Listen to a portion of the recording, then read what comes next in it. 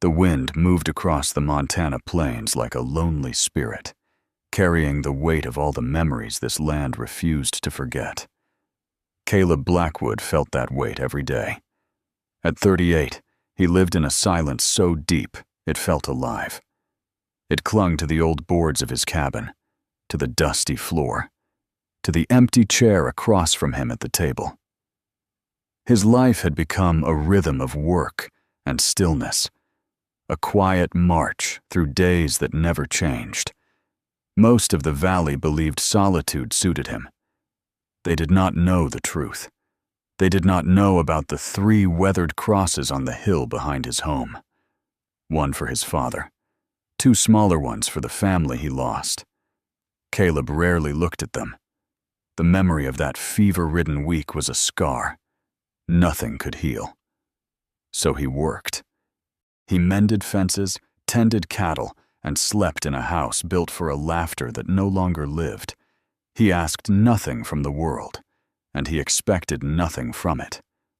That was before the woman with the guarded eyes arrived.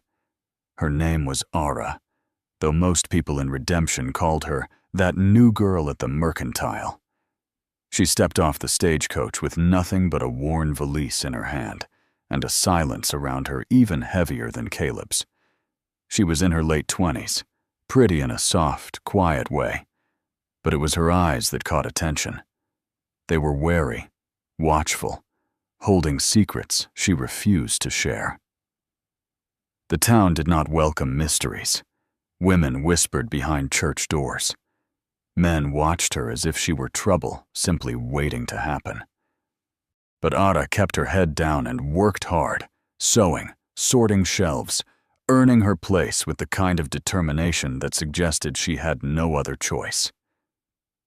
Caleb first saw her on an ordinary afternoon, standing behind the counter as she measured cloth. He had come for flour and nails, nothing more. But when she looked at him, he felt something shift. Something subtle and unsettling. Her eyes held the same shadowed grief he carried within himself. Their exchange was simple. She gathered his supplies. He paid. Their hands brushed for a moment, and she flinched just slightly, as if even the gentlest touch reminded her of something painful. Caleb didn't understand it, but the image of her stayed with him long after he rode home. A week later, fate forced their paths together again. The storm arrived without warning. Morning skies turned the color of old pewter, and by noon, the wind howled like a living thing. Snow fell in thick, blinding sheets, erasing the world in white. Caleb knew the danger. Blizzards in this part of Montana killed with quiet cruelty. He was checking the northern fence line when his horse stopped, ears pinned, refusing to move. Caleb peered through the storm and saw the dark shape. A wagon tipped on its side, a horse struggling in the drifts, and beside it a figure half buried in the snow. He dismounted and moved as fast as the freezing wind allowed.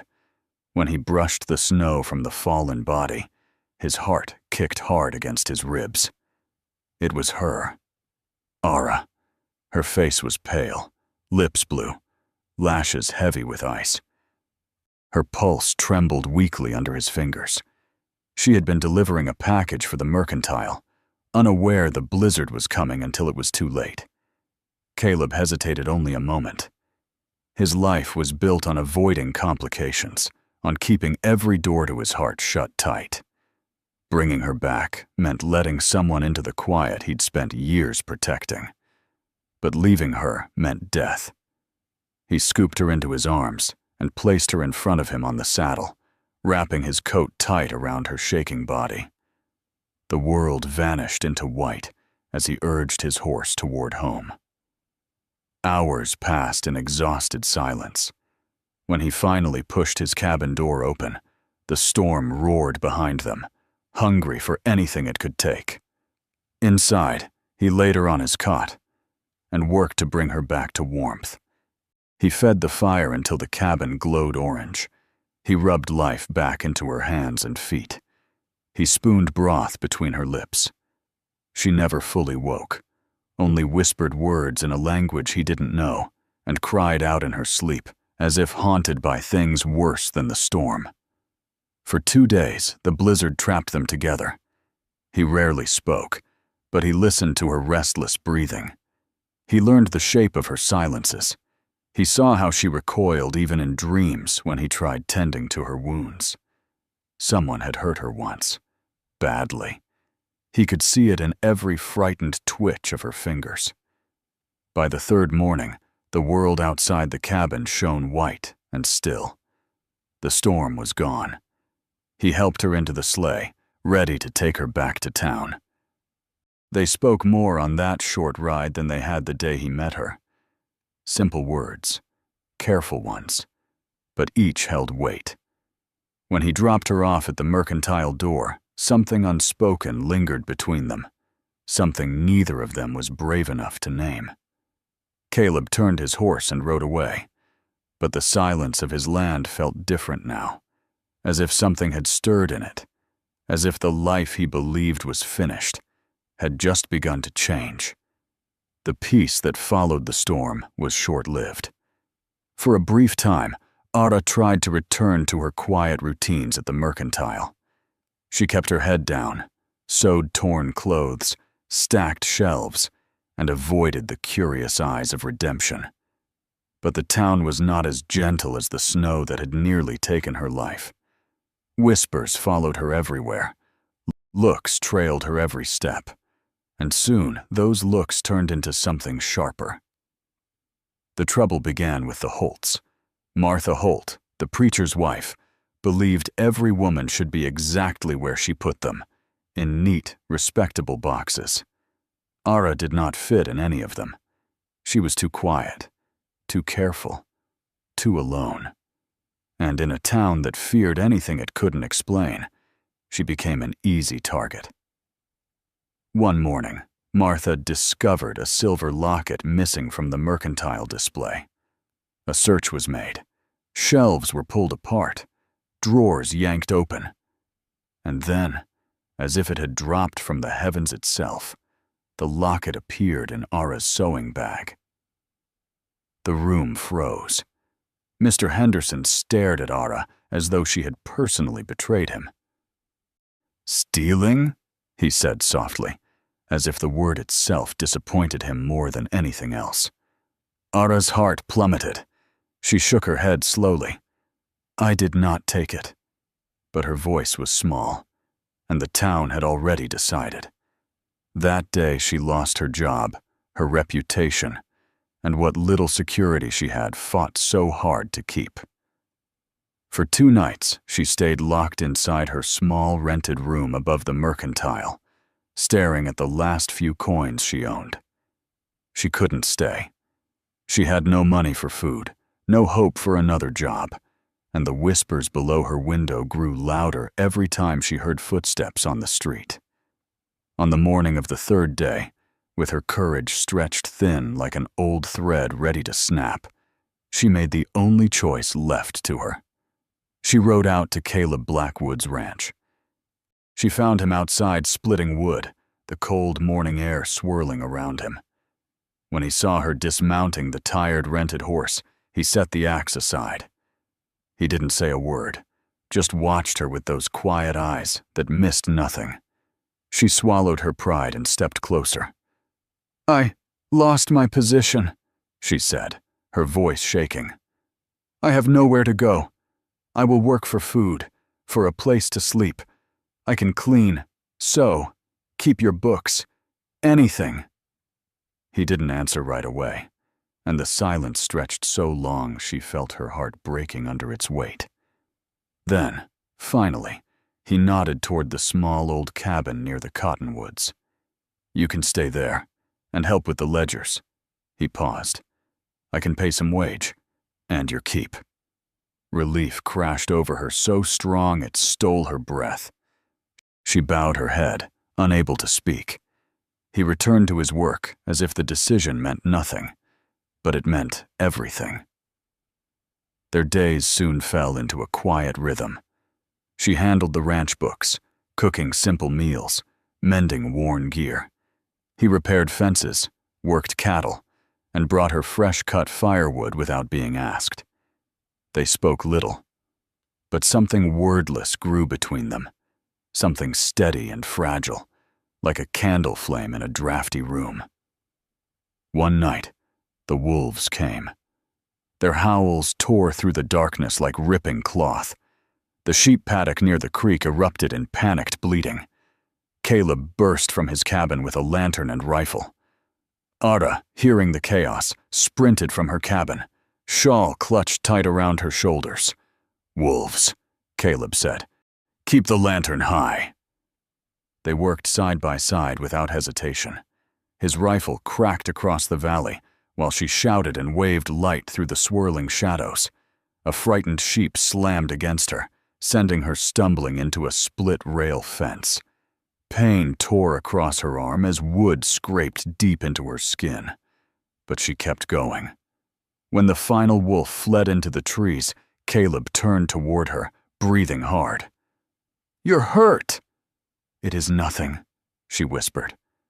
But when he pushed aside the torn fabric of her nightdress sleeve, the lantern light revealed not just the fresh wound, but something old, something jagged, something burned deep into her skin. A brand, a mark belonging to a name spoken only in whispers across the territory. Silas Kane. Caleb froze. Completely. His breath left him. His world seemed to tilt sideways. He knew that brand. Everyone did. It belonged to a man whose cruelty had carved scars into Montana itself. A man believed to be gone. A man connected to the most horrible story Caleb ever heard. A homestead burned, a couple murdered, a young wife lost to the flames, a wife who was never found. Ara's face crumpled when she saw the look on his. She tried to pull her arm back, shame and terror twisting through her. "I'm sorry," she whispered, voice breaking. "Please, not again." He caught her hand gently, not to hold her still, but to steady her.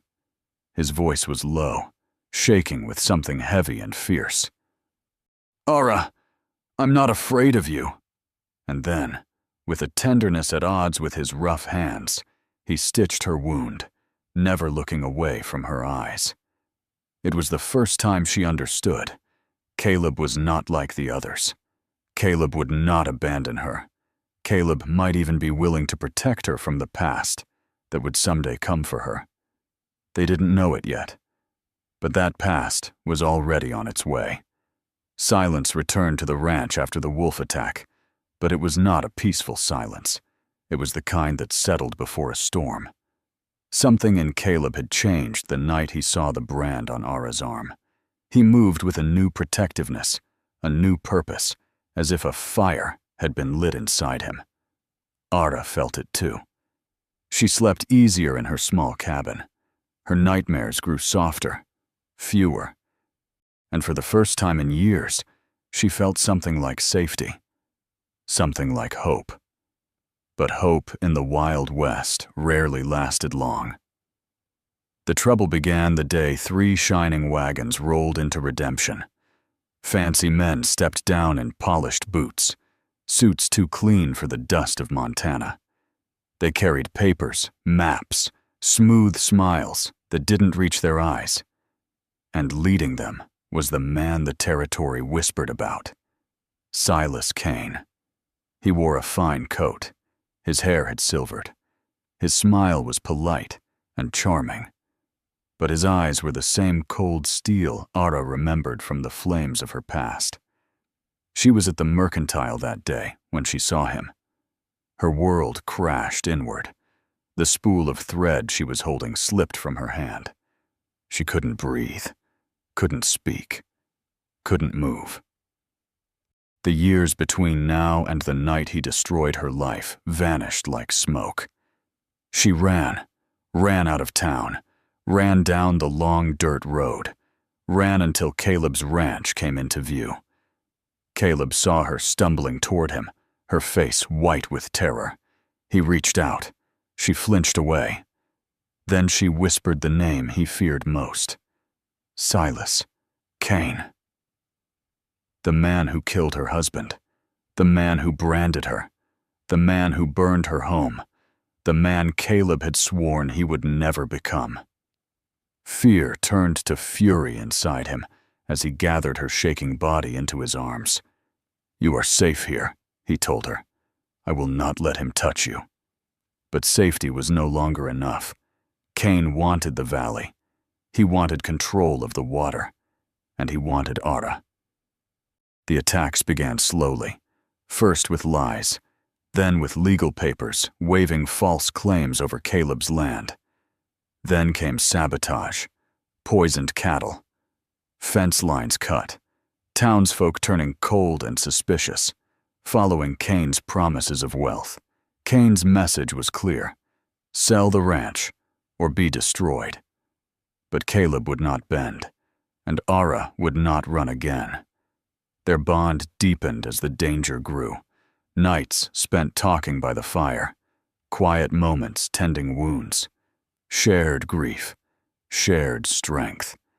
And finally, on a stormy night, when the weight of everything became too much, they let their walls fall completely and held each other as if the world were ending.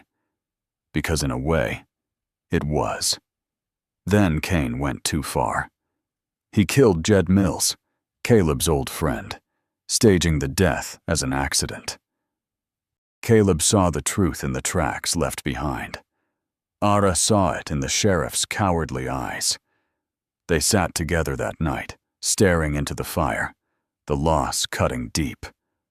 Ara's voice broke the quiet. "No more running," she whispered. "He has taken everything from me. He will not take you too." Caleb looked at her, and in her eyes he saw the strength of every survivor who refused to be broken. "You and me," he said. "We end this." Their plan was simple and dangerous. Caleb spread a rumor that he had discovered silver in a remote canyon on his land, a lie Cain could not resist. The trap was set. Cain rode into the canyon with 6 armed men before dawn. He expected to find Caleb alone, distracted, easy to kill. Instead, he found the Devil's Jaw, a narrow, unstable gorge where sound twisted and shadows played tricks on the eyes. As the men entered, a thunder of falling rock echoed through the canyon. Caleb had cut a rope, releasing a slide that sealed the exit behind them. Gunfire exploded in the dark stone walls, the echoes confusing Cain's men. Caleb moved through the shadows like a ghost, forcing them into dead ends, using the terrain to separate and overwhelm them. And above them, steady, calm, deadly, Ara lay hidden on a ridge with the rifle Caleb had taught her to use. She watched every movement, waited for every signal. When one of Cain's men tried to flank Caleb, Ara fired once. He fell. Step by step, the numbers thinned, until only Cain remained. Cornered against a rock face, his fine clothes torn, his arrogance stripped away, Cain aimed his pistol at Caleb with shaking hands. "You could have had everything," he snarled. "Now you die with nothing." Then the crack of a rifle split the air. Ara's bullet slammed into Cain's shoulder, spinning him around. His gun flew from his hand. Caleb seized him, and the 2 men crashed to the ground in a brutal fight. But Cain, bleeding and desperate, scrambled backward. Right beneath a loosened boulder, the earth groaned. The canyon answered. The rock came down with a roar. When the dust settled, Silas Cain lay crushed beneath the land he had tried to steal. Justice delivered by the West itself. Caleb limped to Ara, blood on his shirt, pain in every breath. She dropped the rifle and ran to him, her hand shaking as she touched his face. "You're hurt," she whispered. He held her close, letting his forehead rest against hers. "It's over," he said quietly. "He can't hurt you anymore." Weeks later, winter softened the land once more. Snow clung to the distant peaks as Caleb and Ara stood on the hill overlooking the valley. The graves behind them no longer felt like wounds, and for the first time, the silence between them was not lonely, only peaceful. They had lost much, but they had found each other. And in the vast, wild beauty of Montana, two survivors began building a life no storm could ever take.